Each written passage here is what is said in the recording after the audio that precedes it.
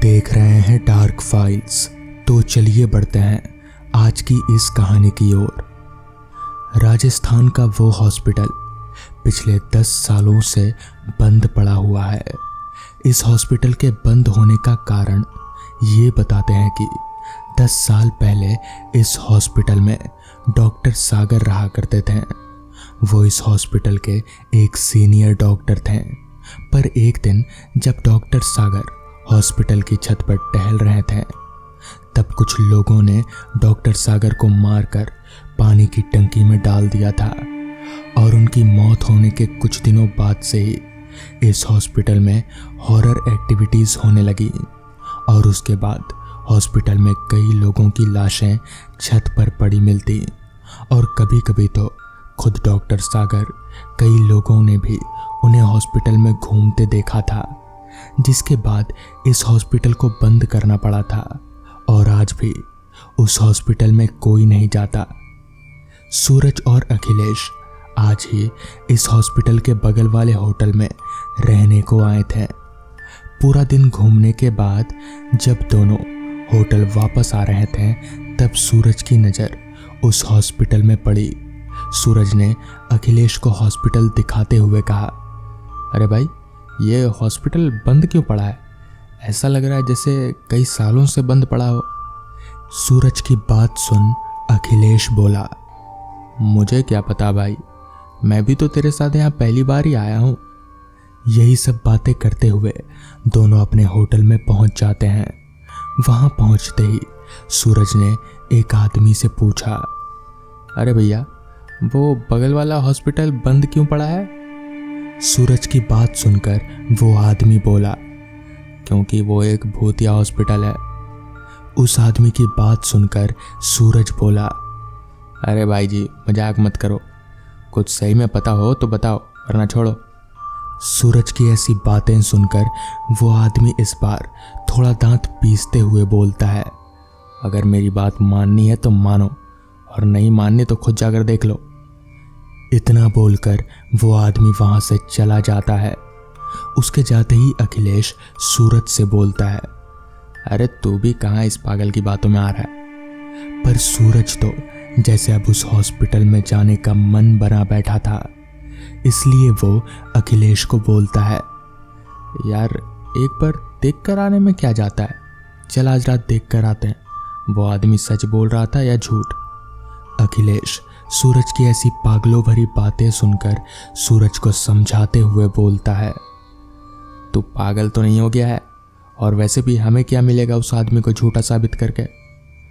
सूरज एक बार और कोशिश करते हुए अखिलेश को बोलता है, भाई देख, तुझे अपनी दोस्ती की कसम, तू आज रात मेरे साथ उस हॉस्पिटल में चल रहा है। अखिलेश जानता था सूरज बहुत जिद्दी है और अब वो वहां जाकर ही मानेगा, इसलिए अखिलेश सूरज की बात मान जाता है।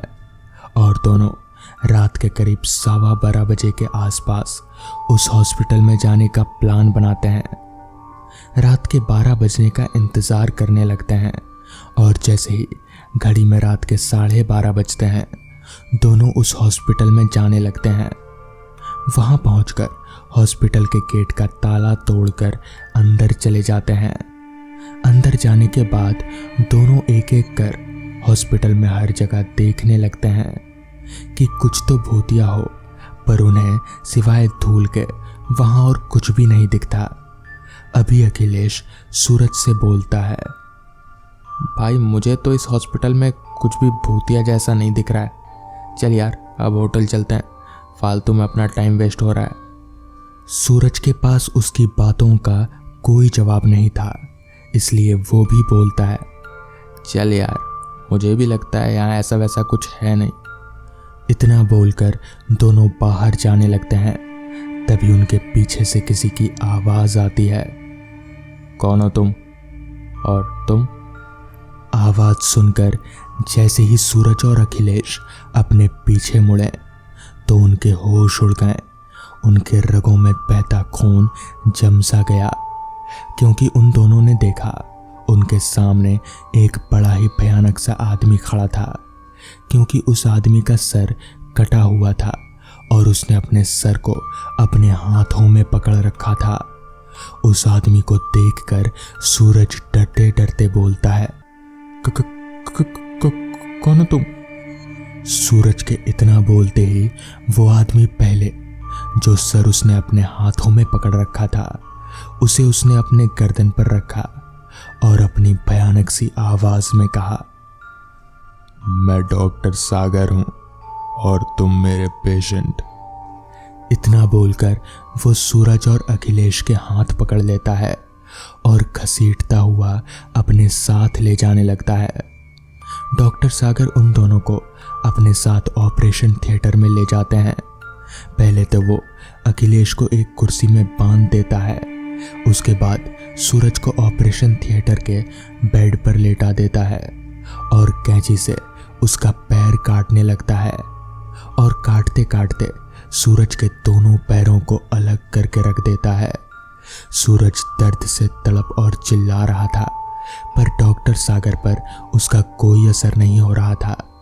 तभी अखिलेश के हाथों में बंधी रस्सियां अपने आप ही खुल जाती हैं और अखिलेश जिस कुर्सी में बंधा हुआ था उसको उठाकर डॉक्टर सागर के सर पर मार देता है। कुर्सी डॉक्टर सागर के सर पर लगते ही वो नीचे गिर जाता है। अखिलेश थोड़ा अभी खुश हुआ ही था कि पहले ही डॉक्टर सागर का सर अपने आप उठता हुआ डॉक्टर सागर के गर्दन में लग जाता है। अखिलेश बस खड़ा खड़ा ये सब देख रहा था। वो बेचारा कर भी क्या सकता था। और सूरज, वो तो अपने दर्द के आगे मानो उसको कुछ होश ही नहीं था, क्योंकि बेचारे के दोनों पैर जो कट चुके थे। तभी डॉक्टर सागर अखिलेश की तरफ मुड़ता है और बोलता है, अच्छा, तुम्हारे दिमाग का ऑपरेशन करना है। इतना बोलते ही डॉक्टर सागर ने अखिलेश को पकड़ लिया और घसीटते हुए उसे ले जाकर सूरज के बगल में लेटा दिया। अगले दिन जब वहां के पास से लोगों ने हॉस्पिटल का गेट खुला देखा तो लोगों ने सोचा हॉस्पिटल में चोरी हुई होगी, इसलिए वहां के लोगों ने पुलिस को बुला लिया। और पुलिस ने जब अंदर जाकर देखा तो उनको लोगों की कटी फटी लाशें मिली। सूरज की लाश के तो दोनों पैर कटे हुए थे और अखिलेश का सर ऊपर से कटा हुआ था।